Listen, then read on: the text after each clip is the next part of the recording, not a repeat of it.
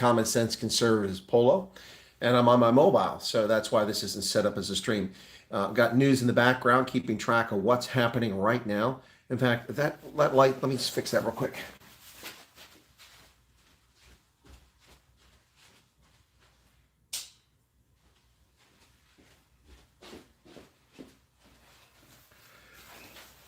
I think that's a little bit better lighting here. So thanks for tuning in, folks.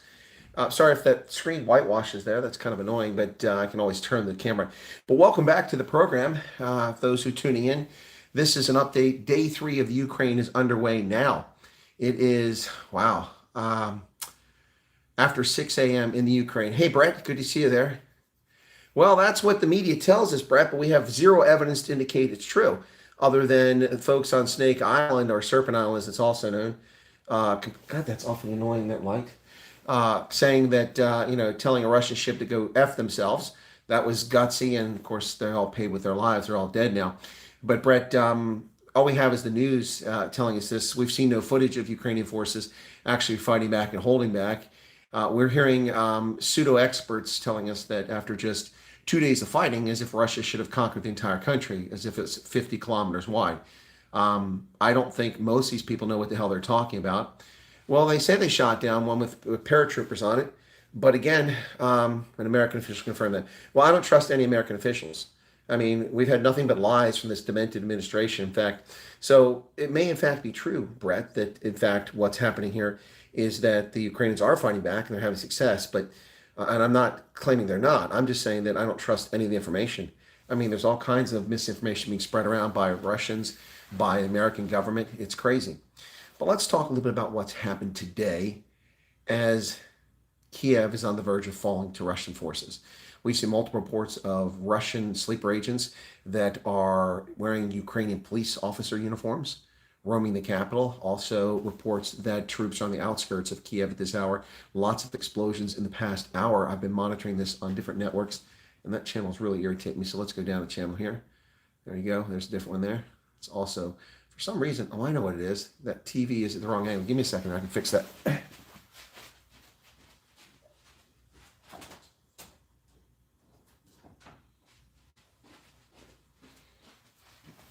It's a little bit better there. Get the color fixed a little bit better, but it's not ideal. So, let me see. No, for some reason the color is not good in that thing anymore. I don't know what's going on. India Today, live on ground in Ukraine, confirmed that Ukraine is putting up a heck of a fight. Well, okay, Brett, but India Today is a news outlet, so that's their determination. They're not military experts.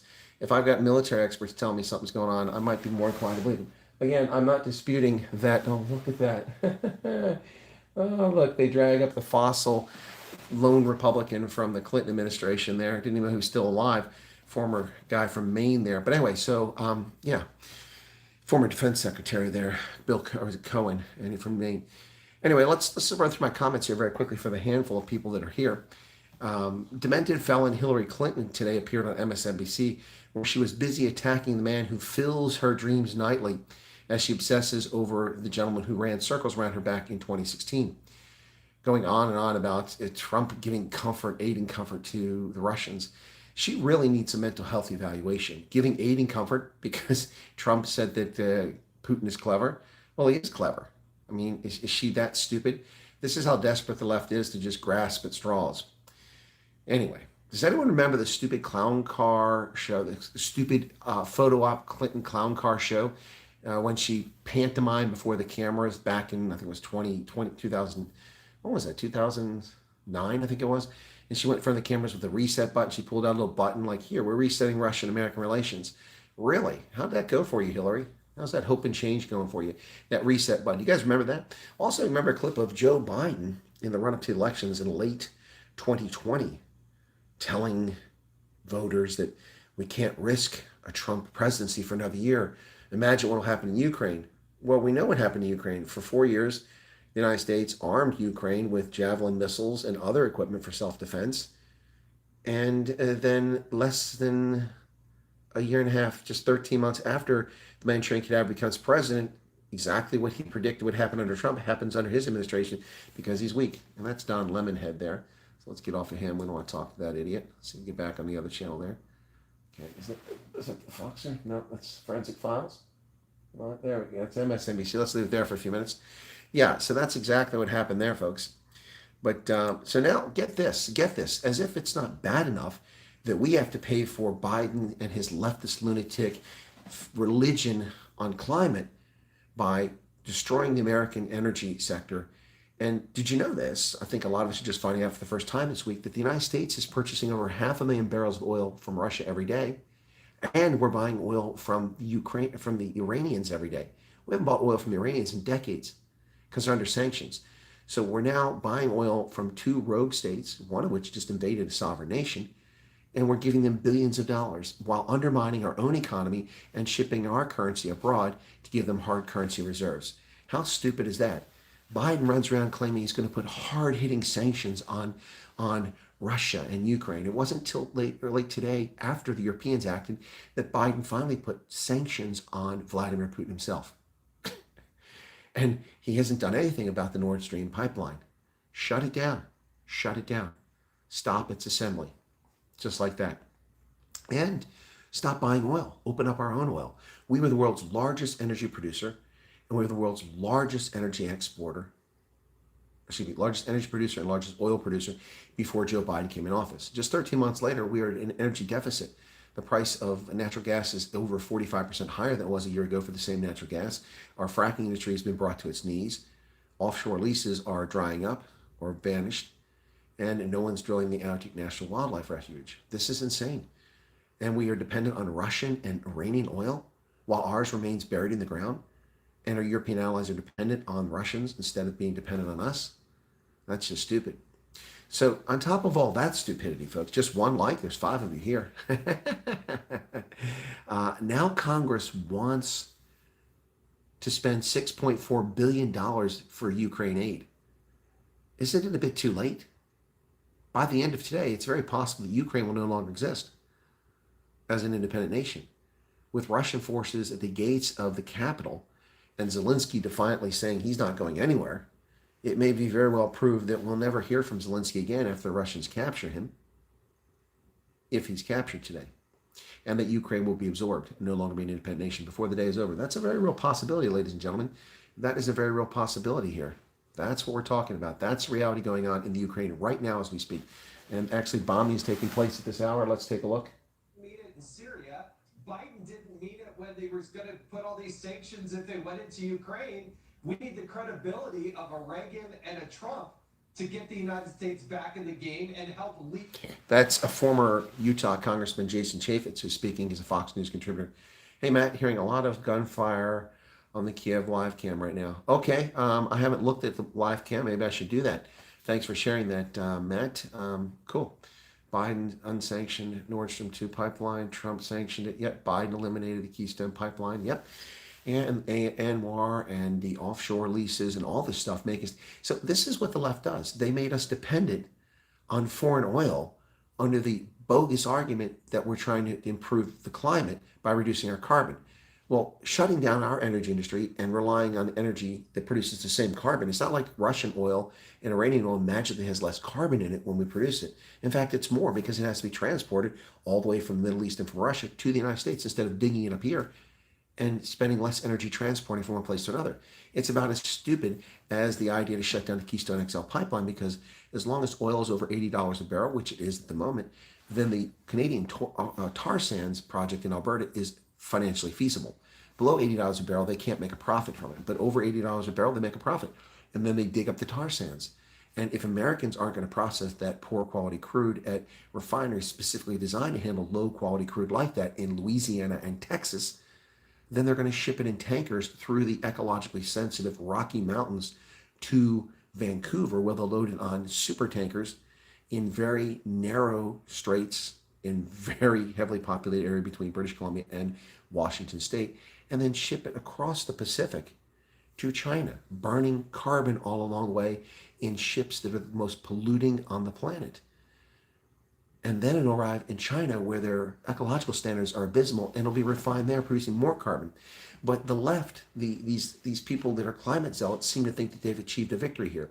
what they've done is ensure that more pollution will be created with the consumption of petroleum because they're morons. They can't add 1 and 1 and come up with 2 like a primary school child. 1 and 1 equals 37 and 15 genders to these morons. That's the reality here, folks. That's what's going on. So let me get back to my comments here now that we've got a handful of people here. So we, the American taxpayers, are paying for higher fuel, but we're supposed to pay for $6.4 billion in Ukrainian aid.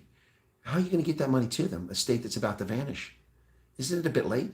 You should have given them $6.4 billion in anti-aircraft missiles and javelins and some electronic warfare equipment and radars. That's what you should have done over the past year. So we, the American taxpayer and our progeny, must pay for Biden's stupidity, driving up our energy prices, and then giving away money that we don't have in an effort to virtue signal on the issue of Ukraine, a country he clearly has ignored and abandoned long ago.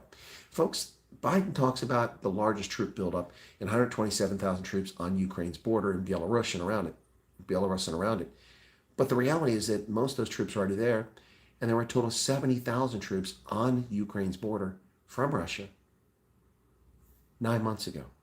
Not yesterday, not last week, 9 months ago. And what sanctions, what measures did Biden take after he came to office? By the way, it's not coincidental that just 4 months, 3 months after Trump leaves office, Russia acts, because they know they're dealing with an idiot who has no fortitude and is simply an empty vessel virtue signaler. And that's what we've got going on here with Biden, folks. That's what we got going on. Belarus is complicit in this invasion. Of course they are. Of course they are. And don't forget, they also have their own army, which is not involved to this point, but they could reinforce the Russians at any point. Now, this gets better, folks. It gets even better. As if it wasn't bad enough that Hillary Clinton is still whining about Donald Trump, and it wasn't bad enough that the Congress wants to waste $6.4 billion to give aid to a country that's about to disappear, it gets better. Energy prices, we're paying so much more. Biden's hyperinflation, his foreign policy. That TV is really disturbing me. Can you guys actually see the TV clearly, or is it just a blur? All I see is a blur. If it's just a blur, then I'm just going to turn it off because it's not really adding to the picture. But can you guys see it or not? Sanctions are a joke, exactly. They've been a joke all along. Yeah, so if you can't see the TV clearly, then let me know and I'll just turn it off. Just give me a quick heads up there in the chat. It's a blur. Okay, it's going off. Thank you. That's what I thought. It was clear the first night. I don't know why it's not clear tonight. Maybe because I need to turn that other light off, but it's off for now. So we just turn the TV off and we'll rotate this a little bit this way so that we get away from the TV and you focus more on me. How's that? There you go. You can see a little turtle up there on the wall behind me. But it gets better, folks. It's not bad enough that they want to take money and give it to a country that doesn't exist. Yeah, we can see the commercials. Isn't that funny? Hey, Fairweather Rugby fan, how are you? How about those Sabercats, man? Ooh, boy, they're doing good. And your Jackals, man, what a game against Houston. That was incredible. But I digress. So on Friday, today, the New York Times exposed the cowardly and treasonous conduct of the Biden administration in divulging our sources and methods of intelligence, with crucial intelligence graciously handed over to the Chi-Coms, who had to be laughing their asses off at just how successful they have been at putting a stooge in the White House. Like, they're lucky at having a stooge in the White House. Now, these Biden stooges spent the past 3 months trying to give away our intelligence to their Chi-Com pals. For 3 months, the Biden administration gave classified information to the Chi-Coms about Russian buildup. So the Russians are fully aware, because the Chinese are sharing information with them, about our knowledge of their activities. This is beyond disgraceful. It's ludicrous. What sources and methods have now been compromised by sharing with the Chinese intelligence information that we can only obtain in certain fashions? And so now the Russians know clearly whether it's radio intercepts, satellite imagery, or it's telemetry data, or whatever it is. Now the Russians know without a doubt that they're vulnerable in certain places, and they've damaged our ability to collect information. These are morons. These are complete idiots running this government. This is about as stupid as James Earl Carter in the 1970s disclosing the United States had satellites that were spying on people and were taking photographs. That was classified information. He just told the press that. Even at CPAC, any mention at all of the supposed support of Putin by the right, according to Twitter, Reddit? No. Who in the right is supporting Putin? Those are just lies. I haven't heard one person say anything positive about Ukraine or about Russia. I've talked to Kevin Sorbo, Matt Gaetz, Ed Henry, who else? A bunch of other people. Matt Schlapp, a bunch of other people. Plus, I've listened to the speeches of dozens of big names in the conservative movement. Not one person has praised Russia. They've condemned Russia. Every single person I've talked to. That's red herring stuff. This is the nonsense that Hillary Clinton is spewing with her idiocy, claiming that Donald Trump has given refuge and succor and encouragement to Putin for his invasion. What? That wasn't Voldemort. That was you, Hillary. Voldemort actually took action against Russia. Oops, I'm trying to get this adjusted here. Sorry, folks. It's bothering me where it was hanging at there. So yeah, there we go. Yeah, so I'm not sure what you're talking about, Fairweather fan. I haven't seen anything like that. I mean, why would somebody talk about that for something that's non-existent? That's just a hate-wanking self-fantasy of the left. They're the ones that are giving succor and comfort. I mean, it is the Biden administration which has weakened our national security by making us dependent on foreign powers for petroleum when we were energy independent. We were the world's largest petroleum producer, bigger than Saudi Arabia. We were the world's largest energy producer, bigger than any country in the world. And we're exporting liquefied natural gas to other parts of the world. And now we're buying 600,000, 700,000 barrels of oil between Russia and Iran every day. That's stupidity. That's aid and comfort, not Donald Trump going, hey, that Putin guy's pretty clever. He outfoxed Biden. Well, he did. He did. So I'm not sure.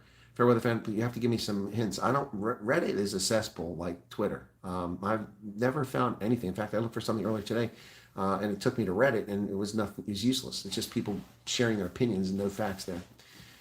Maybe there's something better on Reddit, but I haven't seen it. So the New York Times exposed today. Now, when Biden was asked that question yesterday, on Thursday, he refused to answer the question about whether the U.S. was consulting with the Chinese because he was embarrassed. He knew that when it came out, and it was leaked. And, you know, I'm usually against newspapers disclosing classified information. The fact that we talk to the Chinese and disclose their intelligence is probably classified. So I have issues with that. In fact, the New York Times reported. It's all crap. I've turned off all news in general. And yes, Reddit is trash. Yeah, no, I'm with you there. See, thank you, Fairweather fan. It's exactly right.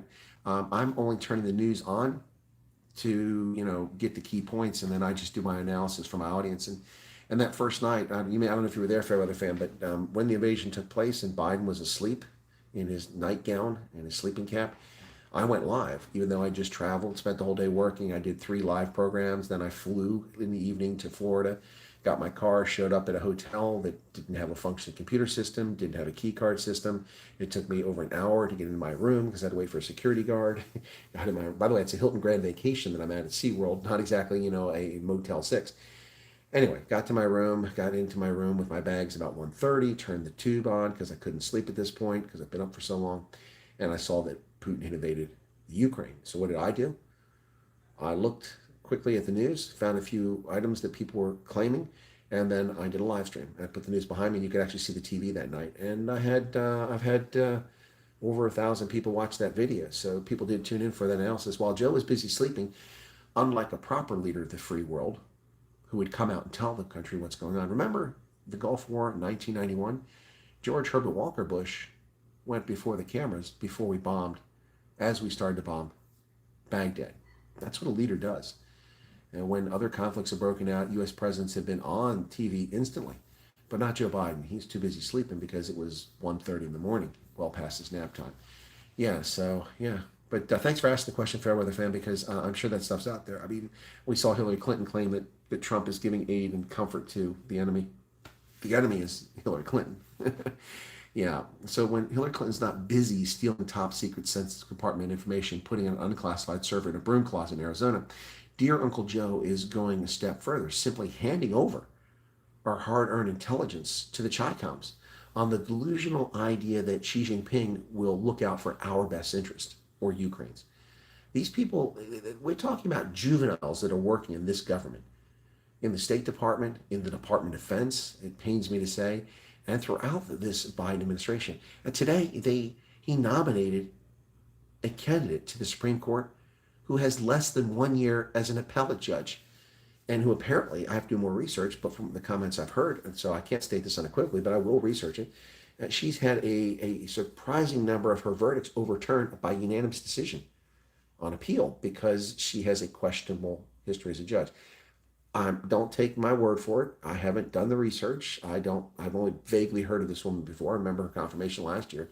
shocked me that went through almost with no question, given her record. But that's Biden's focus, you know, chocolate chip Joe. That's what he's focused on. Sleepy Joe is a good 8 hours in his 18-hour nap. It's a shame because he's missing a good Brumbies versus Fiji match right now. The Brumbies are playing Fiji? Oh, that's an odd situation. She's a freaking public defender. Oh, well, I mean, look, I'm not going to denigrate public defenders. People that don't have money to defend themselves deserve an attorney. But yeah, that's right. That's been most of her career. She's hardly qualified. The thing is, she's young enough that she could sit on the bench and cause chaos for decades. And I think that's why he wants her. And of course, she does fulfill the most important qualifications for a jurist on the Supreme Court. She has a vagina and sufficient skin pigmentation to qualify for Joe Biden's court. You know, that's the most important part of it. So NATO needs to invade Belarus and hold, no, Brett, no, they don't need to invade Belarus. What they need to do at this point, and I've been against sending troops, is there's a very disturbing thing that happened today. I'm going to make a video after I finish this. A very disturbing thing that happened today, and that is that Russia threatened Finland and by extension Sweden that should they consider joining NATO, they would be attacked. This is unacceptable. Finland is a neutral nation. It's not in the Western Bloc. It's not in the Eastern Bloc, and it's been that way since 1945. And this threat against Finland is a very serious issue. And quite frankly, I think that Putin's actions in Ukraine are likely to convince a sufficient number of people in the parliament in Finland, and possibly even in Austria and Sweden, that it's time to stop being neutral. It's time to join NATO, because Article 4 and Article 5 are the only saving grace against the Russian bear who invades its neighbors with impunity. It's not like it's never happened before, folks. I mean, this is Russia that invaded Georgia, South Ossetia, Nagorno-Karabakh, Azerbaijan. It's interfered in the politics of Tajikistan, Kyrgyzstan, Kazakhstan, Uzbekistan. Did I miss any stands? Afghanistan, but that was long ago. About Russia, that was Soviet Union. But it's a government that has actively undermined and invaded or supported insurgents in breakaway republics that became independent after 1991. And it has also undermined the banking sector with electronic attacks, cyber attacks against Estonia. Yeah, so that's when the alarm bells went off in NATO, is when Russia attacked the cyber infrastructure of Estonia. And that's why NATO now has a cyber defense effort, because of what happened in Estonia. Yeah, but the Baltic states are very much at risk. Listen, folks, I mean, Estonia can be captured in a matter of hours. Doesn't matter how valiant the Estonians are. That's why they fell under Soviet control in the first place. And the same in Latvia. Lithuania, it would take a couple days, but yeah. And in fact, Lithuania might even go faster because the Russians can invade from the west and from the east, because the land they stole from the Germans in East Prussia, in Königsberg, which is today Kaliningrad. Republic, sub-republic, whatever it's called. Anyway, so yeah, this may in fact drive countries that have been neutral for decades, well, centuries in the case of Sweden, into the NATO fold. Very real possibility. And three candidates that are most likely in descending order of likelihood are Finland, Sweden, and then Austria. Yeah. Putin has threatened Finland directly, and by extension, Sweden. That's just crazy. Just crazy. I mean, the Swedes are so neutral that they develop their own tanks and aircraft, you know? Finland buys F-18s and F-35s. So anyway, that's crazy. Yeah, so this is what I want to know. I want to know who the 81 million are. Perhaps it's high time that you dox yourselves and tell the world of your complicit behavior in putting this inept, foolish, and weak regime in the White House. The 81 million people who chose this foolish approach that we're currently on, this disaster, this clown car show that is the Biden administration. It's absolutely insane, folks. Absolutely insane. At this hour, it's now breaking daylight soon in Ukraine, and Kiev is under siege. It's under assault. President Zelensky, the president and former comedian, the president of Ukraine, is defiant. Along with his administration, he is remaining in Kiev. At least that's where he says he's at. And we'll see what happens. It seems very unlikely that they can stop the Russian forces. Any truth to the bombed Somalia via drone planes while this was all happening? That I haven't seen, Fairweather. People aren't talking about that. They're not talking about the People's Convoy. They're not talking about the Canadian fascist state of juicy, Smollett, blackface racist Trudeau. All of that's secondary news, and maybe that's intentional on all these actors' parts. Yeah, so how many African nations condemned Russia's invasion? I have no idea, Brett. I have no idea. How many Western leaders condemned Justin Trudeau's abrogation of the Canadian Charter of Rights and Freedoms? How many Western leaders commented on the thug-booted, jack-booted, fascist, brown shirt behavior of law enforcement in Canada, beating elderly First Nations women, assaulting people, kicking them repeatedly who offered no resistance to arrest, leaving them standing in the freezing weather for hours to get frostbite to process them? And they never even charged them with a crime. They simply harassed them, breaking the windows of private property of Canadians because Ottawans whined they'd been inconvenienced by the truckers' convoy, that the noise pollution bothered them, invoking an Emergency Powers Act as if the national security of the country is under threat. The only thing under threat was the corrupt regime of the fascist, racist Justin Trudeau. That's the only thing that was in jeopardy here. They never threatened any officials. They never harmed anybody. And despite the lies of sycophantic little lapdog sheep running and going, ooh, they pooed in my yard, which is a total lie. Total lie. They made the stuff up. They made all this stuff up. And no one's paying attention. Now, I know that Juicy rescinded the Emergency Powers Act, but he was illegal and it was about to be thrown out on a vote of no confidence. But I blame this on the cowardly, weak-willed, callow members of Canada's parliament. This is an opposition, minority opposition party that's in power. How does he have a coalition? How can 343 corrupt members of Canada's parliament not have a vote of no confidence for this fascist to allow this to continue? Canada is gone, folks. It is not a liberal democracy. It is a fascist state. And patriots are under assault up there, under illegal acts to destroy their lives. And the press can't be bothered to report on it. And the world can't be bothered. It's crazy. Could we beat Russia in a conventional war? In a conventional war, sure. We could beat them. We could beat them. Yep. Because they don't have the power projection to drop their forces on top of us in any significant number. And we can fight them with our allies in NATO. Gives us quite a punch. And we have quite a punch around. So we could defeat Russians in the conventional warfare easily. I mean, look at the Ukrainians. According to Brett, and some what Brett says is very true. I'm not trusting the media, but clearly based on the pace of advance and what's been happening with the Russians, the Ukrainians offer some stiff resistance, and they have virtually nothing. They have a military of 200,000, but it's mostly conscripts, and we're talking about guys just holding things off. Hey, D.I. Freighter, welcome back to you. Haven't seen you in ages there. What's going on? Usual, what's this? What's going on here? Usual stream time. Glad I'm up. Oh, unusual. Yes, well, that's because I'm in Orlando at the CPAC, the Conservative Political Action Convention. Takes place annually. This is the 49th year. I don't know if it's the 49th convention because I don't know if they're always annual in the past. But yeah, I'm here. And tomorrow, President Voldemort will be speaking at 7 p.m. I'll be covering that. I won't live stream it because I'm guaranteed he'll complain about the events of 2020, which will get my channel censored. Today, Nigel Farage mentioned something that was on the approaching a community standard violation for the bogus YouTube community standard. So once he finished, I just cut him off midstream the last 2 minutes of Nigel Farage. I didn't finish it, just stopped the stream because I was concerned where he was going to go. And then later I downloaded that video and deleted it. So when I get home on the first or second, I will take that video because I don't have my editing software on my laptop. I will edit it. And once I've edited, I'll take that. Plus I recorded the remainder of his speech on my phone. I'll merge them together and I'll reload that up minus the potentially offending language that's in there. Yeah, so it is an unusual time for me to stream, but not that unusual. I've done streams. I called it Bridged at midnight at 11 p.m. But I'm on now because I'm giving daily updates of the situation in Ukraine with my analysis. The big news today is that Hillary Clinton is still whining about Donald Trump. Congress wants to give Ukraine, a country that's about to collapse, $6.4 billion in aid. That's a bit late. And then, of course, we find out today from the New York Times that the Biden administration colluded with the Chinese communists and gave them top secret sensitive compartment information over a 3-month period, basically begging the Chinese to act in our best interest.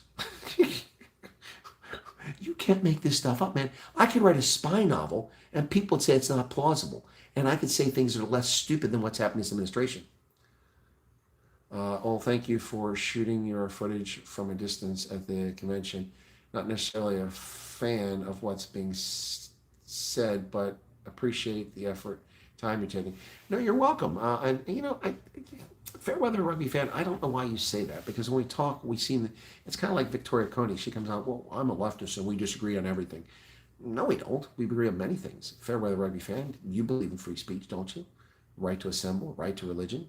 Those are classical liberal concepts, and I believe in them. Where we part is unfortunately, you having been grown up in Canada, you were probably indoctrinated into the politics of the left. That's where we disagree.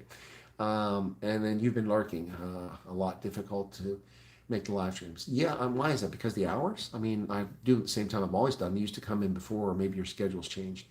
But yeah, so I've been giving updates of what's going on in Ukraine. Day 3 is now underway at 5 a.m. Ukraine time, which was 2 hours ago now.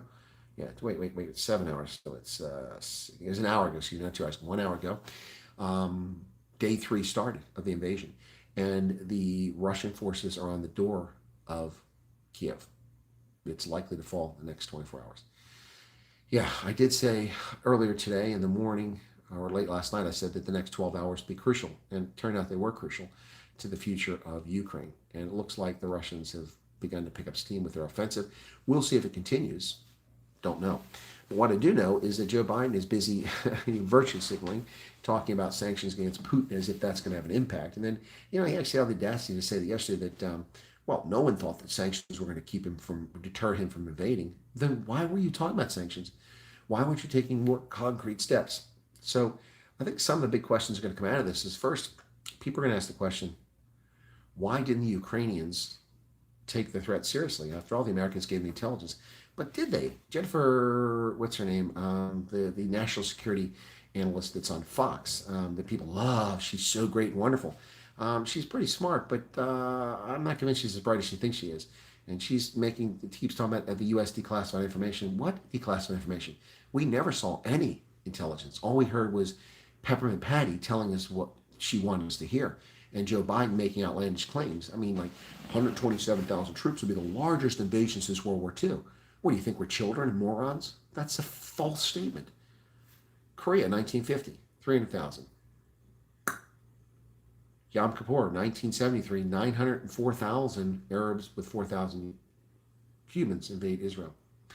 1979, 200,000 Chinese People's Liberation Army invade Vietnam. 1980, 150,000 Iraqis invade Iran. 1991, 670,000 coalition troops from 43 countries, including myself, one of 470,000 Americans, invade Iraq. 2003, 177,000 coalition troops invade Iraq. That's not even all the wars with more troops and larger invasions. Also, these idiots in the Biden administration keep talking about this the first time since World War II that Europe has experienced conflict. Are you high? Are you stupid? Are you that dumb? Or you just take us to be that stupid? Folks, the Greek Civil War at the end of the Second World War was bloody and lasted for several years.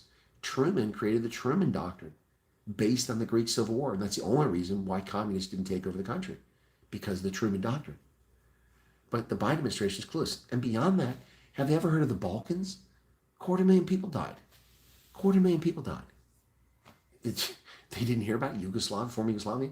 We got a conflict in Slovenia with the Yugoslav National Army, 9 days. Got a conflict in Croatia with the Yugoslav National Army, 6 months of combat. United Nations troops deployed from dozens of countries. Then the Croatians invade the Operation August Storm, the Krajina.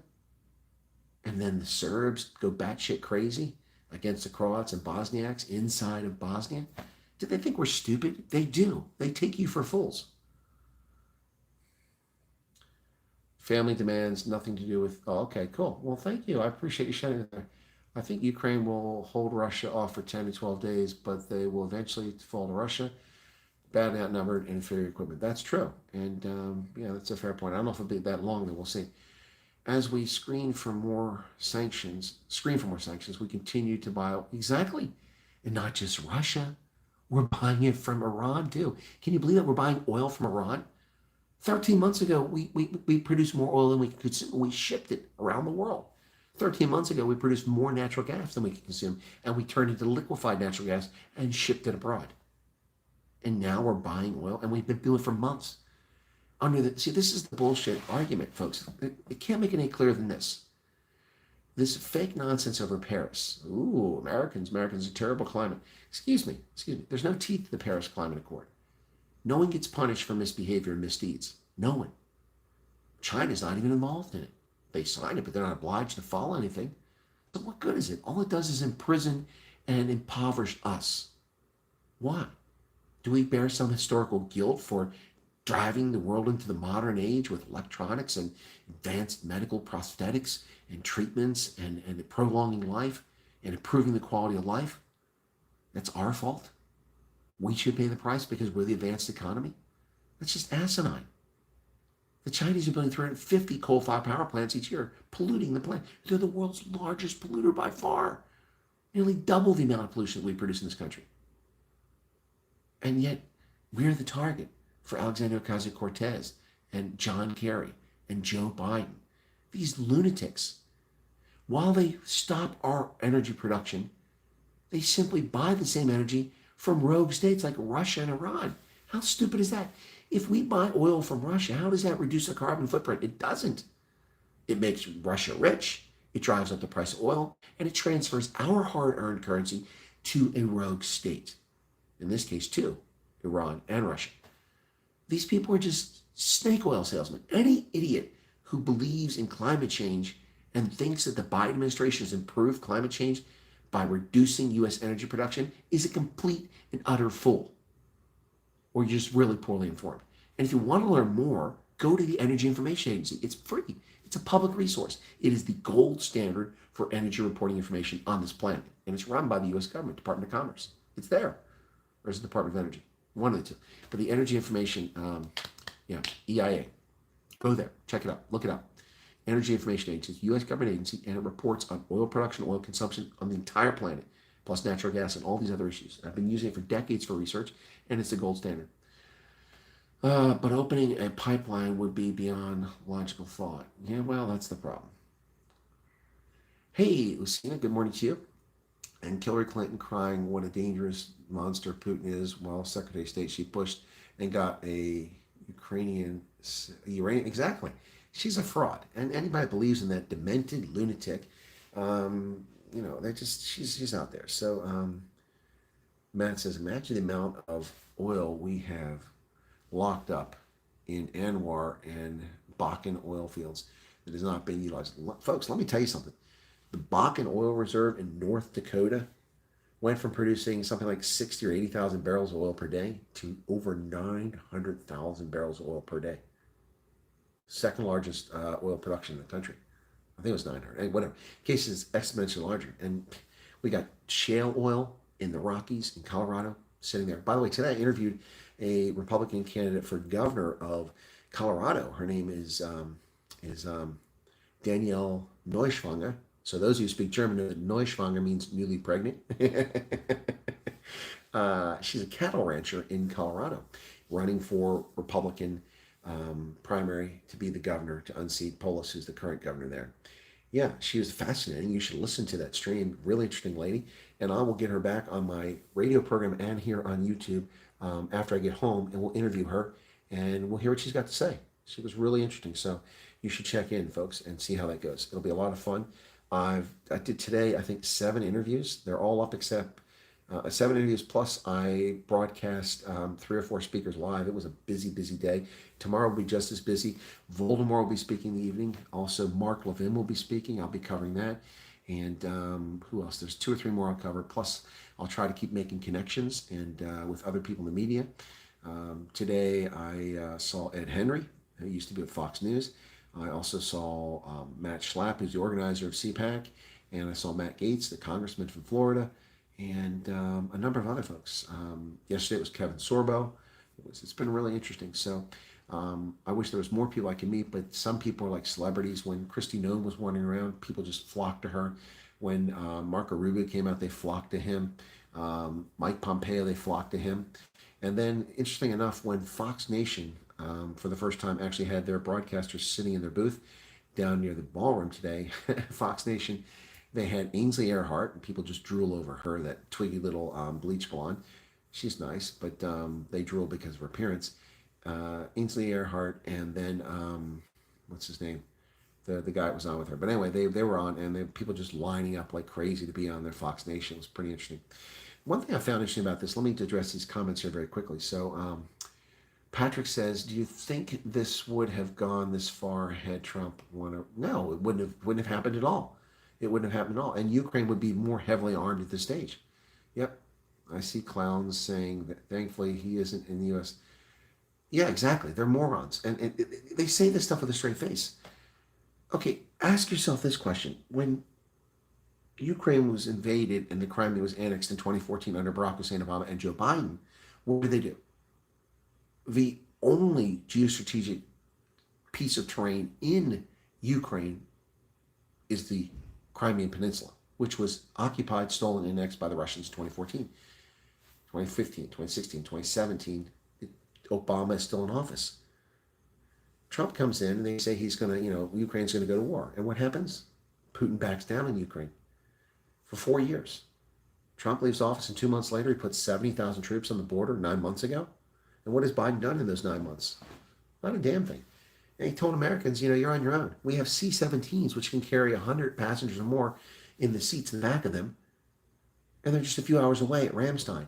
And for weeks on end, they told Americans, you're on your own. We're not taking you out. And they did. They abandoned the Americans, just like they've abandoned Zelensky, and they abandoned the Ukrainians. Now, we have no treaty obligations for the Ukraine, but there are moral and political, geopolitical implications here that are at play. So, no, I agree, Patrick. If Trump were president, this wouldn't have happened. It wouldn't have happened. FBI agent who busted Robert Hansen is an Auburn graduate. Okay. All right. This is a very interesting source for Black Sea shipping movements. What is going on with, what the heck's that thing? Stripping Russia, invaded Ukraine, war on the Black Sea against shipping. Huh? I don't know what you're trying to say there. I can't follow that. Keith, welcome. And then, yeah, Obama did send blankets. He sent blankets and Band-Aids, and Trump sent Javelin missiles to take out armored vehicles.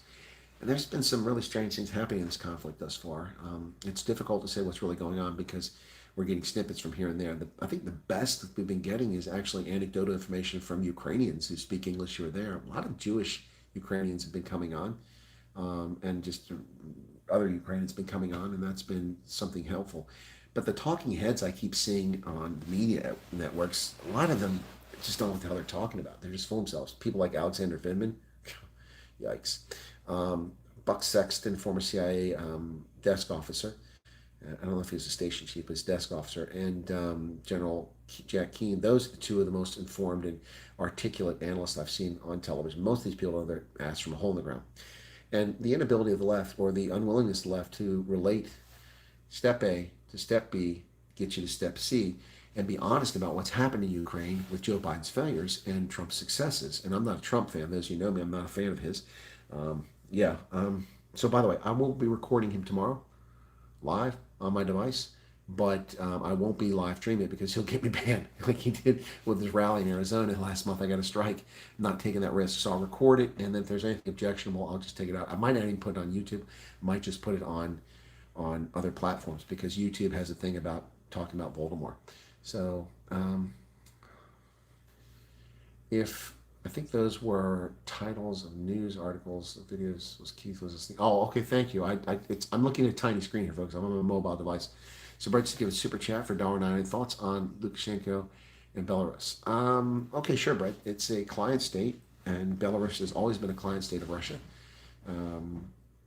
First off, half of its territory is not even White Russian. It's Polish. It was stolen by Stalin, Churchill, and Roosevelt at the end of the Second World War with the Yalta Conference. They stole land from Poland, gave it to the Soviet Union, which was given to Ukraine and Belarus. And they stole more land from Germany. They stole East Prussia. They split it into the Kaliningrad Soviet Socialist Republic, which is actually Königsberg, where Frederick the Great was crowned emperor. And then They stole Pomerania and they stole Silesia, which are today Western Poland, but they're actually German. And they moved Poland 200 miles further west, and that land was incorporated to Belarus and to the Ukraine. Plus, they stole the end of Slovakia, Ruthenia. They gave that to the Ukraine. That's not Ukrainian. So Ukraine is occupying a lot of land that they're not entitled to right now. It actually belongs to Poland and Slovakia. So that's a whole other discussion here. Why are people leaving? We got 18 people here now. We've lost 7 or 8 people. 14 likes, thanks. And Brett's $2 super chat, thank you for that. But once again, folks, I'd like to know who the 81 million were who made this decision. I think it's high time that you dox yourself publicly and tell the world how you've been complicit in the behavior of putting this inept, foolish, weak regime in White House. Bottom line. If I recommended you, what's this? I recommend your channel to some people. I hope they show up, and if they get unruly, I disavow any association. Well, thank you for recommending the channel. I appreciate it, but you don't have to disavow anything. That's quite all right. Thanks for sharing. I appreciate it. I do appreciate you guys sharing. Look, I have an incredibly loyal audience. It's a shame that a lot of people who are following me aren't more savvy with YouTube. It's not that complicated. And if they would just figure out that I'm still around. I wish I had used my Linktree more successfully and had a Telegram announcement group sooner on my old channel before it disappeared, so people would know that what happened and know where to find me when I create the new channel. But anyway, so I've got an incredible lineup of guests from CPAC, from the Great American Outdoor Show, safari operators, the Spice Guy, the Hunt Chef, all these people that are going to be coming to the program. Plus here, I've got a guy who is Indian, born in Africa, lived all over the States, and he's got a shirt, Every Black Life Matters, and he is an anti-abortion proponent. So I'm going to have him on the program. I think his name is it Neo Maman, I think his name is. And then I've got the gentleman who we talked to today, Stephen Rowe, who is fascinating, plus the candidate for governor of Colorado. On our radio show, we talked to the candidate for governor of Michigan on Wednesday night. It's really exciting stuff coming up, folks. Lots going on. Don't forget Nas Bota is going to be on the channel. I'm waiting to hear back from Nas now when we can schedule it. Brett says, I recommend your channel on my channel. We just gave the same, we get the same subscribers for the most part, Brett. Not many unique ones. I can't say the same thing about Ronaldo. He definitely has unique subscribers because he's got 112,000 more subscribers than I do. So when he mentions it, the thing is that those aren't real subscribers. They're real. It's real. But they don't watch his content. That's the thing. And to be fair, when I had 23,000 subscribers, I had, after they started censoring my videos, I had probably about the same or even at times less viewership than I'm getting now in the last month or so of my channel because they were suppressing it. So the 23,000 people, I think I probably only had maybe 600 or 800 who showed up on a regular basis. And now I have, 85 to 100 people show up all the time for a channel that's just 1/5 of what my old channel was. That's incredible loyalty, folks. You guys are just awesome. You rock. You all rock, man. You're just incredible. Corona's Boring says, any thoughts on Macron being called the Neville Chamberlain of our time? I think that the Neville Chamberlain of our time is Joseph Robinette Biden. Yeah, I don't know if it's Emmanuel Macron. Macron's a weasel. He's always been a weasel. So was Sarkozy. Sarkozy was a weasel too. The French have the most useless leadership. Their presidents are a disgrace. Mitterrand was a disgrace. Chirac was a criminal. It's just, Mitterrand confiscated people's wealth. He jacked the tax rate up to such a high level that he chased rich people out of France and destroyed their economy. It took 8 years to recover from the stupidity of Francois Mitterrand. And then Jacques Chirac was nothing but a criminal, a thief. France would have been to do better to have Le Pen be their president, quite frankly. And then Sarkozy, what a disaster. And now Emmanuel Macron, he is a joke. So Emmanuel Macron and Justin Trudeau in a room, there's less brain power there than if you took a weasel from a farm and let it loose in the room.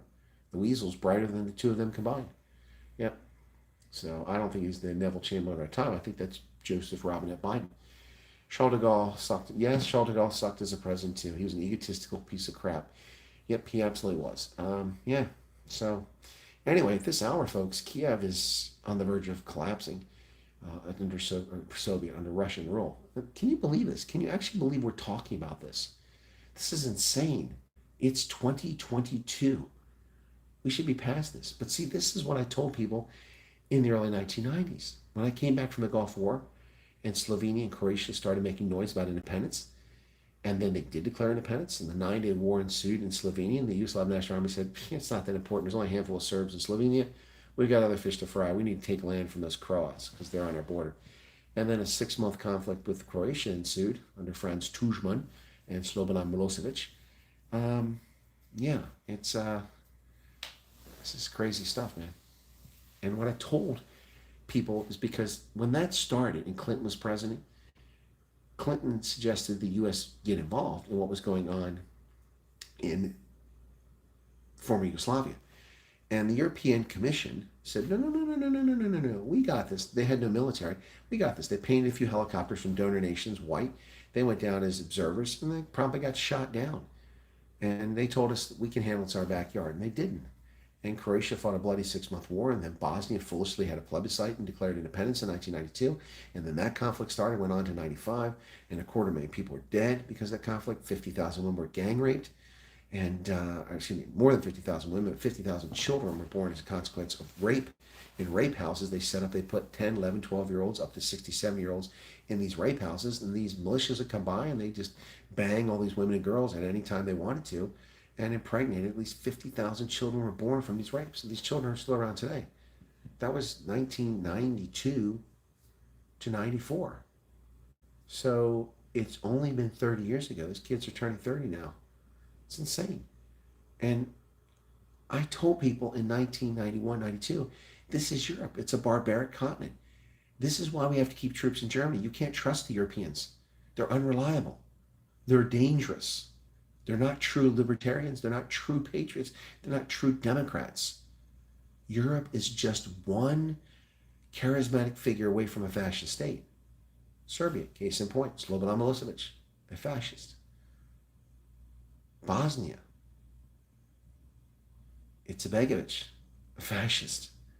Croatia, Tuđman, a fascist. Russia, Putin, a fascist. DC, Biden, a fascist. That's not Europe. But Europe is just one fascist, charismatic personality away from the whole continent going to crap. And here we are. Here we are. Russia is threatening Finland. Again, I'm going to make a short video on that when I'm done. This is insane. Absolutely insane. Finland. Leave Finland alone. Leave Finland alone. You know, I'll tell you what, I might get on a plane and fly to Helsinki, or at least to Öland, and then take a boat across to the mainland and defend Finland if the Russians attack. Screw Russia. Screw Putin. You asswipes. Leave Finland alone. They've done nothing to you. They're not a harm or threat to you. I believe Ukraine is a large grain exporter. It is. What's the likelihood of food shortages at harvest time? Well, it depends. That's a good question, Keith. It depends. People don't start planting seeds for a bit yet. It's wintertime, remember? It's February. It's almost March now.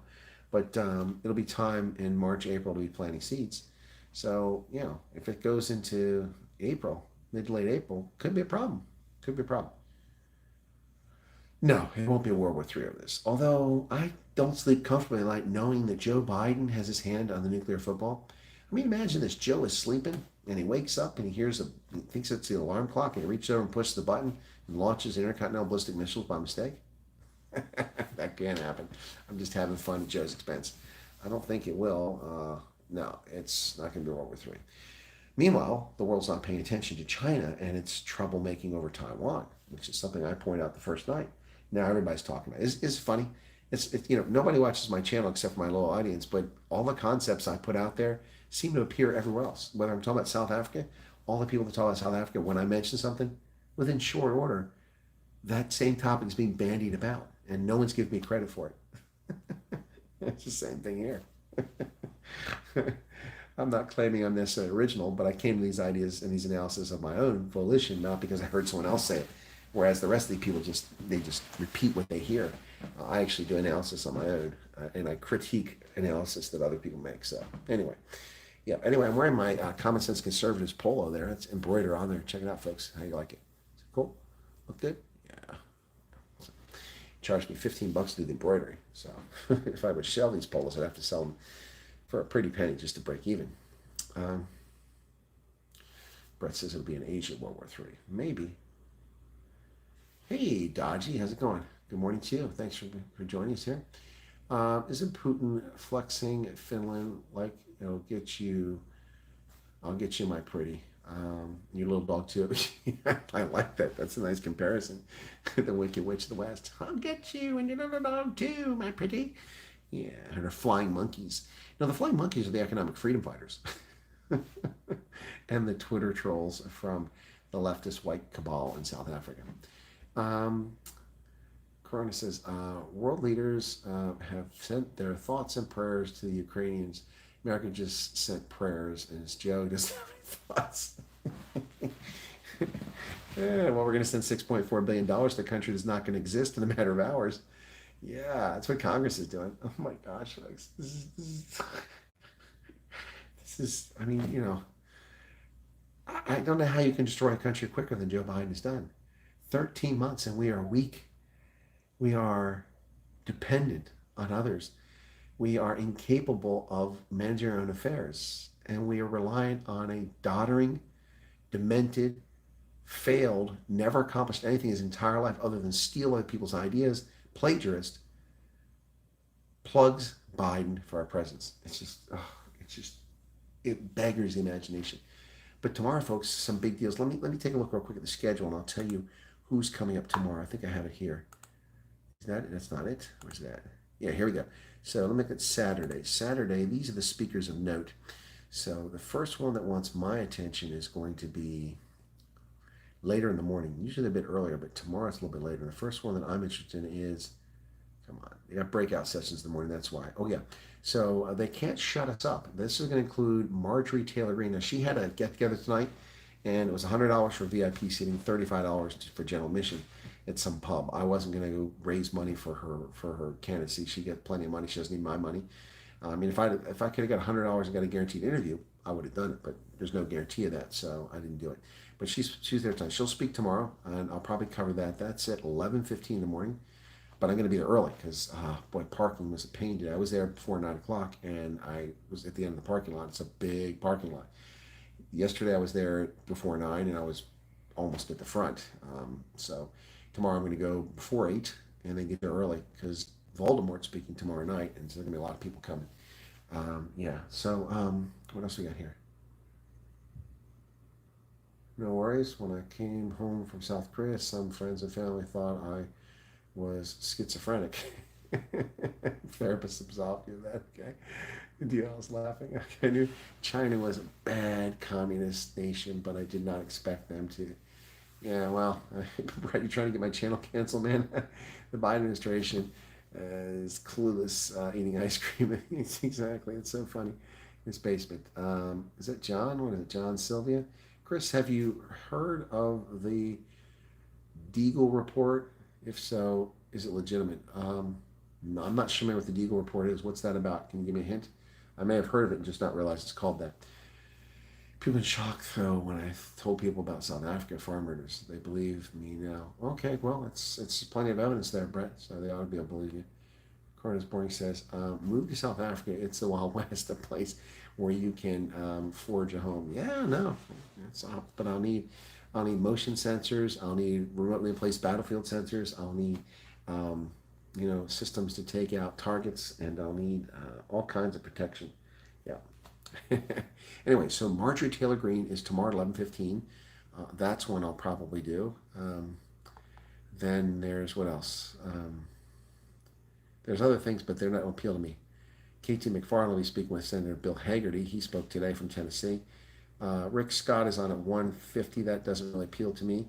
Matt Schlapp with Molly Hemingway. Mark Levin at 2:25. That's one I'm not going to miss. I'll cover that. Mark Levin. I'd love to get an interview with him. I'd like to come on his program. That would be amazing. And then Jim Jordan is on at 3:15. That would be interesting. John Kennedy from Louisiana is on at 3:30. And Fire Fauci as a panel. Dr. Peter McCullough, Sebastian Gorka, Matt Gaetz, and Todd Starnes will be on that panel. Fire Fauci. Then Woke Incorporated, Mercedes Schlapp, Justin Danhoff, Lock Her Up for Real, Kash Patel, Devin Nunez, and Lee Smith. And then the next speech that I want will be the final speech, and that's Donald Trump at 7 p.m. And after Donald Trump is done,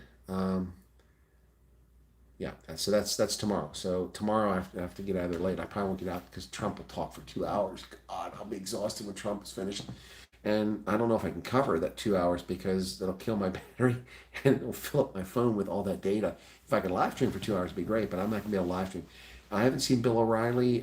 Sean Hannity's not here. Uh, Dr. Victor Davis Hanson apparently is not here. There's no Fox people here other than the Fox Nation people. I've not seen anybody. I did see Doug Collins, the former Georgia representative. He's got his own podcast. I saw him in a booth, said the Doug Collins show, and he just occupied it for a bit. I should have stopped and talked to him then, but he was interviewing somebody. I'd love to get interviewed by him. And then I saw him come in and be interviewed on the stand. Now, somebody earlier said, I think it was Fairweather Rugby fan, thanks for showing it from afar.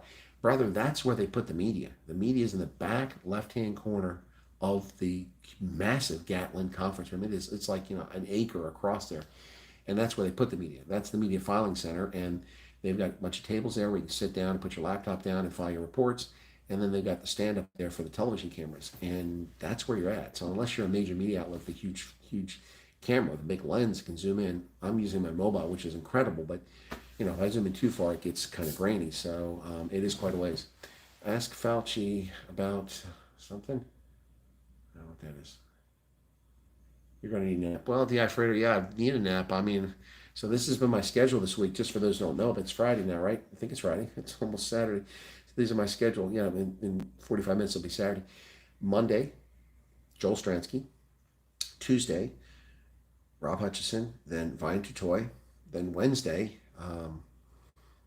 my program. And then Ronaldo. And then off to the airport. I flew to Orlando. By the time I got settled in my room, it was 1:30, and Ukraine had been invaded by Putin while Joe was sleeping. So I did a live stream. I got to bed at about 4 o'clock. I got up at 7 o'clock. I went to the conference, and I spent the day there running around in painful dress shoes and a business suit, sweating my ass off because it's too hot for me in Florida. And then I came back. I got a couple hours sleep. I did another live stream just like I'm doing now for day 2. I got up about 6:30, and I was over there at 9. And I interviewed, I think at least, 7 interviews today that we published online. Plus I did live streams, coverage of 4 or 5 different speakers, including Nigel Farage, Rick Grinnell, Kristi Noem. Yeah. And now it is 11:35 at night. I won't be in bed for a bit. I'll finish up the stream. I'm going to go on to Fish's Loaf stream over there from Wyatt Family Farm crew. And I'll probably pop on there for a little bit, say hi to those guys. And then I'll get some sleep, and I'll get up early so I can get over to the convention center and get a decent parking space at a reasonable hour. Yeah, so yeah, that's what. Now Sunday, which is the last day, it ends earlier in the afternoon. So, here's a good topic: the moron in chief, James Carfano, Lauren Boebert, Daryl Isis, Mike Kelly, Jack Burr, and Buck Sexton. That should be interesting. This one I won't miss. Larry Kudlow is speaking Sunday morning at 10. And then the next one I'm going to want to see is, hang on, the straw poll. The straw poll at CPAC, I hope I get to participate as a journalist. I'm not sure how that works.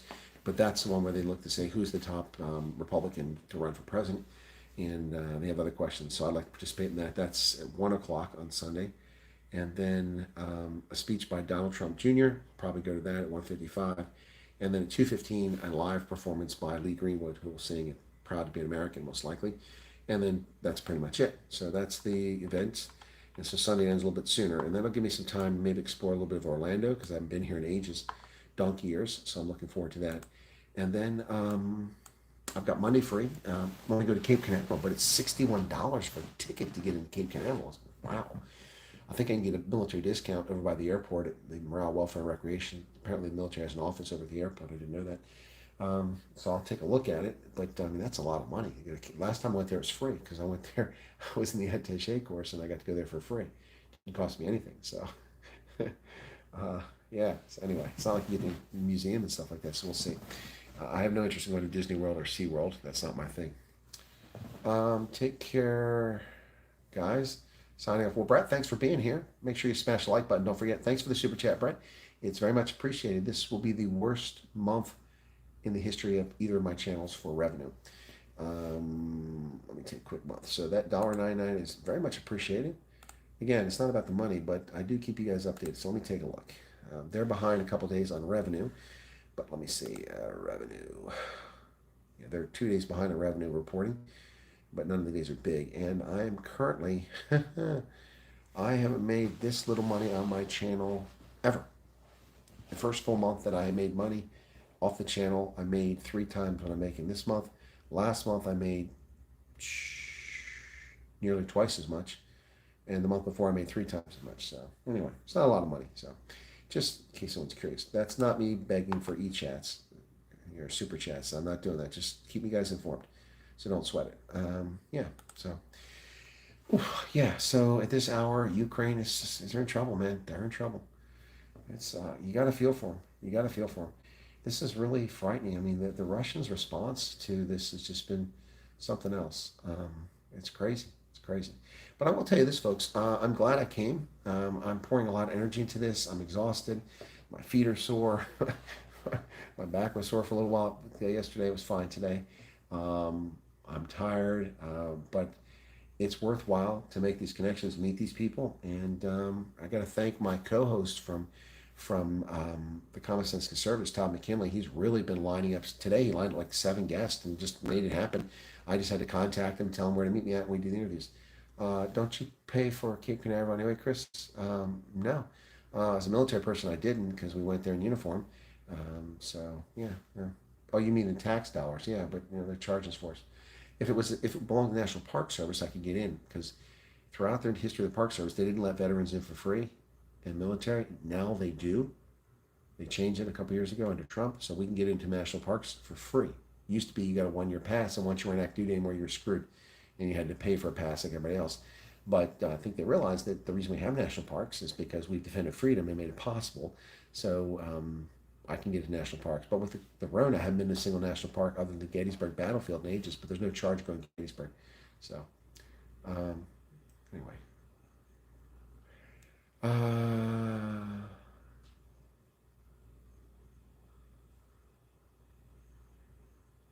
People saying good night to Brett. And then the operator says, thanks, Chris. It's way past bedtime. Good night. Take care. Thanks for being here. Yeah, appreciate it. Appreciate being here. And we got 25 likes for an audience of less than 30 tonight. It's pretty cool. Apparently the interest in Ukraine is dying down. Maybe when Zelensky is captured and they crucify him or something crazy like that, then people will tune in. It's pretty crazy how people tune in for the bad things, but not the good news. So anyway, lots of good stuff coming up in the program, folks. And I will have more streams tomorrow, maybe some more interviews. We'll see how it goes. Anyway, if you're asking me about volume, folks, there's not much I can do about it. I would say that I'm disappointed in the professionalism of the press corps here. Now, a lot of people assume that's because there's a lot of amateur press, bloggers and YouTubers and stuff like that, of which I am one, but I'm also legit journalist with, published in print and also a radio journalist. So I've got that plus the social media stuff. But what I mean by poor manners, and it's not just people who are like that, it's also professional journalists from traditional media. I mean, we've got cameras set up on the stage up there. We're elevated. People are broadcasting speakers, and people walking around and stomping on the wooden steps and grabbing and dragging their bags around, having conversations. Today, who was speaking today? Oh my goodness. Somebody was speaking today. It might have been Grinnell. And it looked like a Korean photographer comes up. There's like 3 meters of space to the right of where my camera is. It's on the far left side at the top of the stairs. So I'm at the main television, because they have the big cameras that stay out of their way. And this guy comes up and he's got a camera and he starts taking pictures. Really loud. Right next to my camera. Obviously picking up that sound. Like, you freaking prick. You have no consideration of manners whatsoever. You can see. So you're the only person in the world. Your photos. You can move over 3 feet and not disturb the recording on my phone. But no. What an asswipe. He's got to stand there and do it. And this little twatchy, tartly dressed young lady with a media press pass on, she and her friend, she comes stomping through in her friggin', tight black dress, showing off her legs with her friggin' 4-5-inch heels. And every time they come by, yak, yak, yak, yak, yak, yak, yak, yak, yak. And this is in a place where thousands of people are. And I found a hallway on the upper level where there's nothing event going on with this conference. And so I went there, and I don't know what she was doing in the back, but she kept walking back and forth with some guy. And another guy comes out there, and I'm doing an interview. He has his mobile phone on, and he's got his speaker on, speakerphone, and he's got it cranked up all the way. And I'm interviewing somebody, and he walks right by me and stops and has a conversation. I just want to give him a PK right upside the head. This is such lack of professionalism. It's so annoying. They've accredited a lot of journalists, and I'm one of them. But I mean, people ought to have better manners than this, you know. And then the other thing, this really irritates me. This is just a human thing, and it's definitely an American thing. People who stop and have conversations and block walkways. How inconsiderate and self-absorbed is that? My goodness, I'm so close to just grabbing people by the throat and choking them over the last day. I'm being facetious about that, but seriously, you know, people walking and they just stop when other people walk. And there's a whole throng of people walk, stop. People hold a conversation and they build a circle around them and they block the entire pathway. Move your lard ass 3 meters over there to the middle where you're not blocking the walkway. I tried to go into the CPAC Central, which is where they sell caps and things like that, and a bunch of booths are in there for information. And Mike Lindell's going in there, you know, talking about his, you know, whatever. So I went in there and I tried to get in the door, and these two idiots are standing there having a conversation, blocking 65% of the door space. Just so inconsiderate and unprofessional. Okay, what else? My friend's ex is in Donetsk. I'm getting updates on WhatsApp on their situation. Very tense, a lot of emotions. Yeah, no doubt about that. I'm sorry to hear about the Kronenborn, and that's a tough place to be. I mean, if you're in Lvov. By the way, when did the Ukrainians change the names of all these towns? I mean, it's not Lvov, it's Lvov. It's a Polish town. And the media, this is a critically important, it's the cultural capital of Ukraine. How the fuck can the cultural capital of Ukraine be a Polish city? That doesn't make any sense. You don't make it the cultural capital of your country in 60 years or 70 years. It was stolen from Poland. And now it's in Ukraine. It's the cultural capital of Ukraine. These people are idiots. It may be a cultural destination, but it's not Ukrainian. It hasn't been for hundreds of years. It was Polish. Anyway, yeah, so in Kiev, they're calling it Kiev. It sounds like some sort of socially transmitted disease. Kiev. Hey, she's got Kiev. Penicillin doesn't cure that. It's Kiev. Kievan Rus, the original proto-Russian state founded by my Viking ancestors. Kievan Rus. This is insane. Kiev? What the hell is that? They changed all these names. When did that happen? I don't remember that. I hope they're fine there. With the new cameras, they can just turn the... I know, Keith, and that's even more egregious. And he didn't take one photograph. He must have taken 150 photographs. Click, for like 5 minutes. I just want to punch the guy. So rude. I'll just walk straight through the middle of such walkway conversation. Just say loudly, "Excuse me, please." Well, I've done that as well. I also, when I'm carrying my tripod, which is extended, because I learned my lesson. I knew it already, but I relearned it. You got to keep the tripod legs extended and the camera ready, because you never know when you get a chance to interview. I mean, I could have gotten a much better video of Kevin Sorbo if I'd had my tripod, then just stuck my phone on it. But my tripod legs are folded up. It takes a minute or two, and then you miss some key time. Yeah, so no, sometimes I just stand there I look at them like, with all my bags, and they feel like idiots. Oh, sorry, sir. But people are just so self-absorbed the world over. That grinds me as well. Yeah, I know, Lucina. It's just. Anyway, that's. But I'll tell you, folks. I got to tell you, I've been remarkably mellow about this trip. Okay, let me explain. Not with the conference. That's gone very well, but other than people being disrespectful and rude. But the hotel is. This is a timeshare. So these are huge buildings with apartments and studios, which people who pay for timeshares get to use these. And I'm a Diamond member with Hilton, so I use my points and I get to come here, because the Hilton, the DoubleTree, the True, the Hampton, the Hilton Garden Inn, they were all full and didn't have rooms for the 6 nights I needed. So I was able to come here, past every Hilton property on the planet to get to this place from next to where my actual event is at. Anyway, so yeah, I think for those who listened to this the other night, I arrived and I come in the door and their computer's down. So he hands me a form with print this big. So I had to pull out reading glasses because I had my floater was and I was tired, and I'm trying to fill it out because I have a credit card on file with Hilton as a Diamond member, and they couldn't. So I had to fill the form out. I get done filling the form out. Then they broke the news to me that their key machine doesn't work either, unrelated to the computer being down. So they couldn't give me a key. So I had to wait for a security guard to come. And he was just arriving to take care of the previous person. And 15 minutes later, he finally showed back up and took me to my room and let me in my room. So that's how it started. Then I came in my room. I went out to get drinks. I had to go back and get the security guard. By then, somehow they got the keys fixed. And so I got a key issued. So I didn't have to wait for the guard. I came back to my room to put the drinks in the fridge. And I turned up all the way. I made sure it was plugged in. The refrigerator was broken. So I had nothing cold to drink in the morning. It's not a hotel as such. It's a timeshare. There's no breakfast. So, I need to have something cold to drink. So couldn't keep my sandwiches cold. I couldn't cool my drinks down. I like cold drinks. So that was the case. I plugged in my laptop and my cell phone, and my laptop battery ran out because the plug in the same main outlet didn't work. The bottom of the top one did. Same in the next one over there. The light is insufficient in here. When I used the toilet, the commode, I just took a tinkle and I flushed it, and it seemed like not much water was coming out. And I was like, it looks like it's plugged, but it flushed, so I didn't worry about it.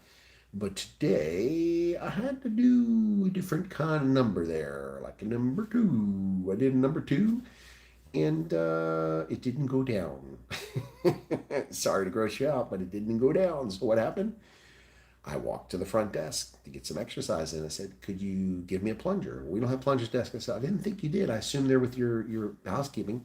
If you can't give me one, can you send someone to the room? How long will it take? I'll start 10, 15 minutes. I said, great, because I've got to run back to McDonald's, because I went to McDonald's and got some food on the way back from the hotel. I stopped at McDonald's because it cost me more to buy groceries than it did to go to McDonald's.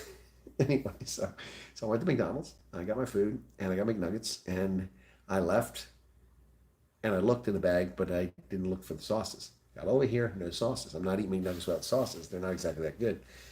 Anyway, so I asked them how long. I waited 50 minutes. Nobody showed up. So I got in the car and I drove back to McDonald's. I got the sauces. I came back. They still hadn't been here. So after an hour and a half, I went downstairs and said, you told me 10 to 15 minutes. It's been 90 minutes. Nobody's shown up. Well, sorry, sir. We'll have them there in 10 to 15 minutes. Came back up the room, started working. I wrote an article for Morning Shot about the conference, and sent it off to Ramon after I edited it. Still nobody here. Went down after 2.5 hours, and at 2.5 hours, they still hadn't come. I told them I have to do a broadcast and I have to record a video, and I can't do that if I'm waiting for someone to knock on the door and interrupt me. So I went down for a fourth time at 3 hours and 45 minutes. I said, listen, guys, I got work to do. I got people waiting on content, and I got to get done. I can't wait any longer. So if you can't send anybody, just tell me that, and we can wait till tomorrow. She's like, oh no, sir, I'll have someone there in 10, 15 minutes. I said, that's what I was told 3 times in the last 3 hours plus, 3.5 hours, almost 4 hours. Anyway, so I about gave up on it. I came back here, and then a guy showed up. This guy named Felix. He's from Puerto Rico, but he's lived in Florida for 22 years, so he's a Floridian. And he had a plunger, really cool dude too. He had a plunger, but he had a really long plastic handle on it, like really long, in case it flew back.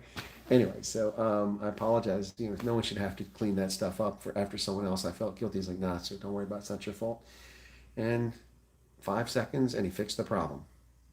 The previous occupant in the place obviously put something down the commode that shouldn't have gone down the commode, and it plugged up the pipe. So anyway, 4.5 hours. So my point about being relatively chill about everything, I could have lost my crap about all this stuff, and I didn't get too excited about it. Never got mad.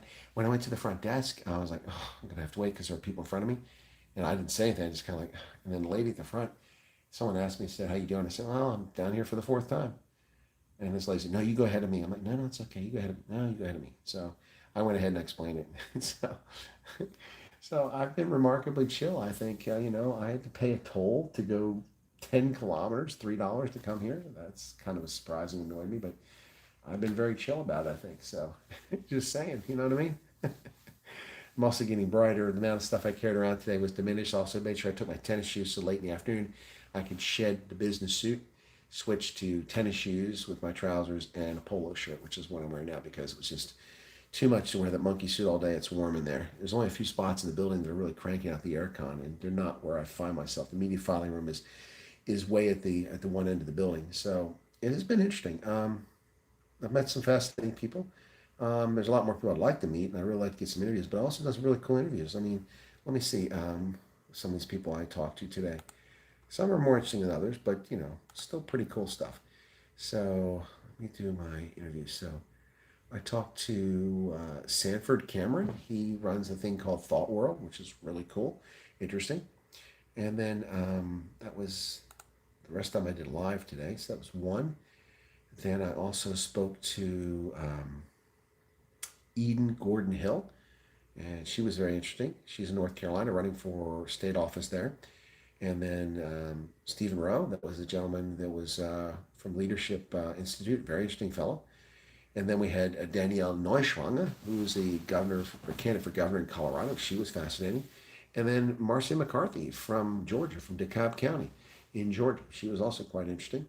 Anyway, so that's one, two, three, four, five interviews there. Plus I did a couple others that haven't got posted yet. So busy day, folks. Interesting stuff. I owe all those particular interviews to my colleague, Todd McKinley, for setting them up, at least getting in touch with these people, reaching out to me. That was really cool. Here's the bottom line. The big names are almost impossible to get unless you're a major media outlet, and it's already scheduled, so that's a challenge. Doesn't mean I don't try. Then a lot of people who are running for office who are not well known will give you the time. They'll give you the time of day. They're happy to engage. They're happy to see alternative media. And so two reasons why I bring you those folks. Number one, you've probably never heard of them, and some of them very interesting. Danielle Neuschwanger, very interesting candidate for governor in Colorado. That's one reason. Second, it's who I can get. So I mean, but I'll tell you what, if I was made and a big celebrity, I would probably make a conscious effort to still bring you some of these people you never heard of, just because they're interesting, fascinating, and you may not have heard of them today, and I may not know them, but tomorrow or next week or next month or next year, they might be a household name. So I mean, 10 years ago, who heard of Robbie Starbuck? People know who he is now. The list goes on and on. So look, as far as this whole thing, let me say this about it too. This is my perception, and I may agree with this, but I'm just being honest. When it comes to politics, there are elites, even amongst people who are genuine leftists or genuine conservatives. There are elites, and it's who you know, and that sort of thing. So, for instance, I gave Ed Henry my business card and said, "Hey, how do I get an interview by Ed Henry?" And he was polite, but I could tell it was kind of a blow off thing, like, well, I'll try, or something like that, So to be fair, I kind of ambushed him, so I don't expect. I'm not picking at Henry. I'm just giving an example. Yeah. Whereas with some of the people I've met, they genuinely want to talk to you. But anyway, so this is what I found interesting. So this is one thing I find very depressing, and this is what I call the celebrity Cardassian complex. And this is what I saw here today. Okay, so what I miss here. I think the lack of Ukrainian defense is due to them not trusting current political system. It's not that they want the Russians here, but they don't want Zelenka. You say that, but who doesn't want Zelenka? I keep hearing people saying that. I haven't seen many people complain about Zelenka. That's interesting. Anyway, so this is what I found fascinating. So the old line media will run up to people who are big in the news, or they're, I'll call, political celebrities, so to speak, or they're the hot, shiny toy at the moment. And I've watched this, and they ask people that have no geopolitical experience. They're not intelligence analysts. They're not economists. They're not political scientists or historians. And just because they're running for an office, they ask them about their opinion in Ukraine. And almost nobody who's answered that I've seen interviewed knows what the hell they're talking about, or has the bona fides to actually talk about it. Basically, it's just asking your barber, or asking your wait staff, or asking the cleaning crew, or the make up your room. What's your thoughts on Ukraine? Everybody's got an opinion, just like everybody's got a bum. But it doesn't mean we should be listening to all those opinions. And I just find it comical, like someone that spent 2 years in the Air Force and is in their 20s is the person they go to. It reminded me of a situation when I was at U.S. Africa Command, when we had this major who was born in Nigeria and related to the Benoit royal family. They got thousands of sons, so he just went way down there. But he immigrated to the States after he'd already got his accent, a Nigerian accent, so in his early teens. And then he became an American citizen.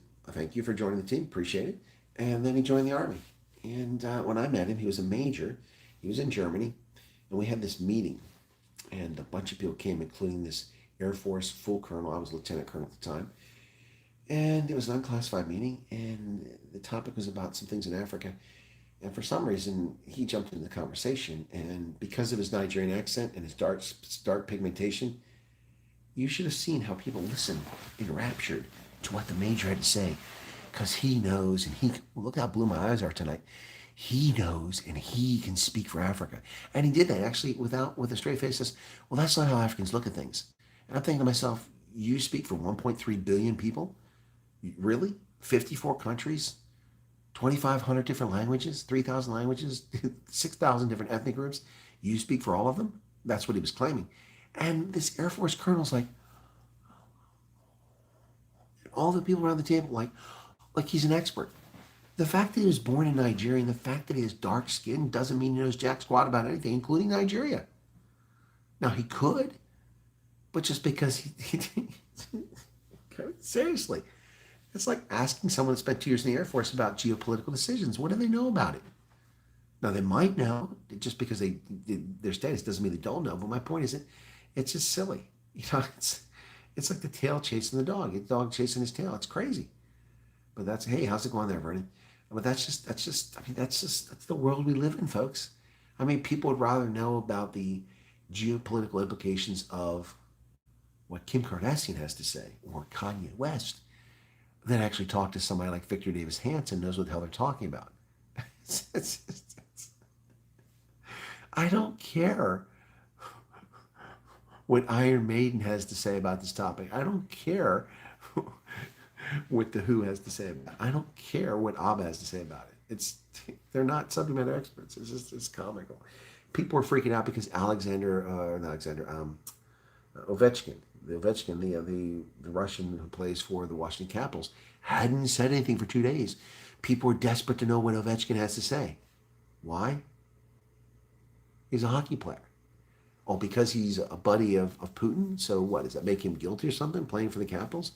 Let it go. I don't want to hear his geopolitical opinions. And to his credit, he didn't want to share them, which is cool. He just said, please, no more war, which is awesome.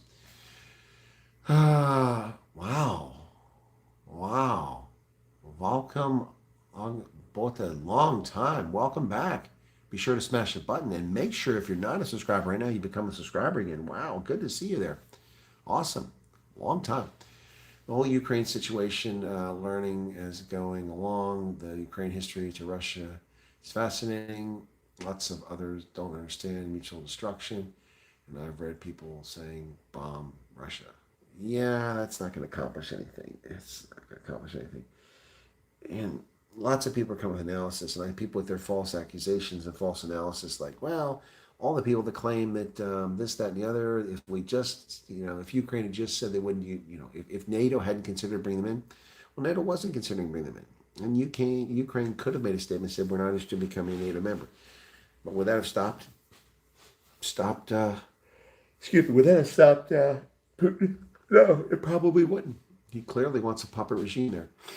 And he's going to get it. That's how it works. Anyway, folks, yeah. It's now midnight here on the East Coast, which makes it 7 a.m. in the Ukraine. Let's take a look and see what's going on. If there's imagery of bombings taking place on the major networks. Real quick, let me turn on, see what comes on here. Wait for this. LG TVs are not the best. Never rely on water wings or toys as a flotation device. Water. It's annoying. This lady, she's a gold medalist.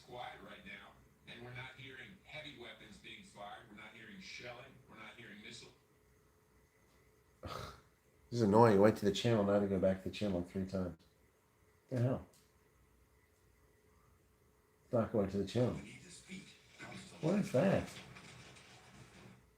There we go. I gotta keep playing with it. We are all here. Our soldiers are here. The citizens are here, and we are here.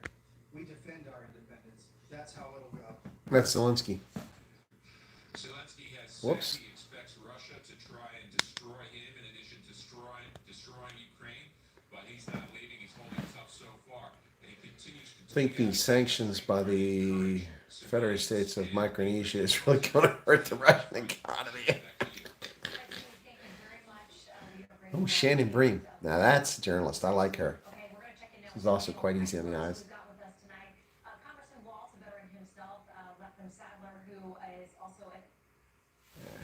I don't really like bleach blonde, but she does it well. She pulls it off well. Yes, that's Shannon Bream. Hey, Lachlan, how's it going? Yeah, I agree with you. The Federated States of Micronesia, their sanctions are going to take a big bite out of Vladimir's future. But Putin's going to do what he wants. But there will be a cost for him.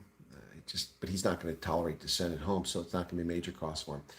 Anyway, folks, I've been doing this for an hour and a half, and the crowd is as big as now as it's been because I think a lot of people are up in South Africa, and I've been up long enough that people are seeing that I'm live. So I want to thank you all for tuning in for day 3.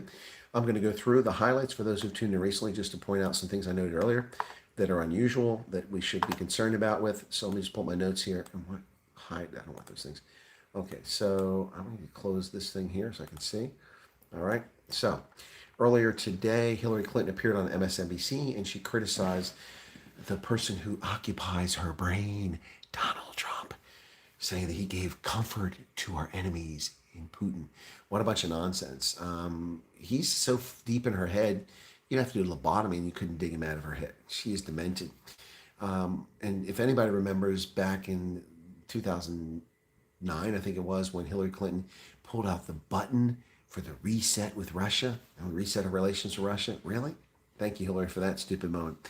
And now Congress is asking for $6.4 billion in emergency assistance to the Ukraine. Dude, game over. Aren't you keeping score? Ukrainians are about to collapse. Now, I'm not predicting they will collapse, but I mean, they're on the verge of it. You know, if you bet that Russia will conquer Ukraine in the next 72 hours, it's even money. Now, they might not. Ukrainians are fighting hard, apparently, but $6.4 billion. Where was that $6.4 billion in March of 2021 when Russia put 70,000 troops on the border with Ukraine? Where was it at then, Joe? So you're going to take our money, which we don't even have, and bury us and our progeny in debt to unfuck your mess, Joe Biden. Really? Wow, just like Afghanistan. It is too late for Ukraine. $6.4 billion. The only thing that helps them now is fly troops, hardware in, and maybe a no-fly zone. None of that's anything we should be doing. So we, the taxpayers, and our offspring are going to have to pay for Joe Biden's stupidity. Yep. And on Friday, this is the most disturbing thing we found about. On Friday, ladies and gentlemen, on Friday, the New York Times reported that Joe Biden's regime spent 3 months giving away secret, top secret Sense Department information to the Chi-Coms, trying to get the Chi-Coms to convince the Russians not to go on the offensive. So they gave the Chi-Coms all this money, folks. Not money, excuse me. Sorry. They gave them all this intelligence over the last 3 months on the ludicrous assumption that the demented concept that Xi Jinping would act in our best interest. That's not going to happen. Anybody who thinks Xi Jinping is ever going to work in our interest really needs to get their head checked and spend some time with a mental health professional. Yeah, so when Hillary Clinton's not busy stealing our top secret Sense Department information and an unsecured server in a storage closet in Arizona, compromising national security to the Iranians, the Chinese, the Russians, the North Koreans, when she's not doing that, Joe Biden is simply handing over the top secret Sense Department information to the Chinese for 3 months on the demented hopes that China would act in our interest. These people are clueless. They are Keystone Cops. Chris Jansa from Rendsburg. Hey, how's it going? Has Kiev fallen yet? Not yet, Corona's boring, but they'll probably fall once I take a nap. I'm going to go lay down here shortly. I'll bet you they'll fall then. So we'll see. Don't worry, the ANC issued statements. Yeah, I saw they're pledging to end the whole situation. ANC, a bunch of lunatics. Yeah. Hillary Clinton helped sell Russia 20% of the U.S. uranium. Yes, she did sell U.S. uranium to the Russians. Yep. Thanks for the analysis, Chris, says Vernon. The Dems are reacting, trying to blame Donald Trump, yet nothing happened in the region. The Ukrainian giving guns to anyone that fights reminds me of the German last stand. It does. It reminds me of teenage boys in Berlin being handed Panzerfaust and sent to their death. You're welcome there, Vernon. And then Vika says that Joe Biden administration always lets me think of the ANC always acts way too late and does not do nearly enough. Yeah, that's true. Biden is useless, folks. Wow, 39 in the audience now, and everybody's tuning in now. Get ready to end it.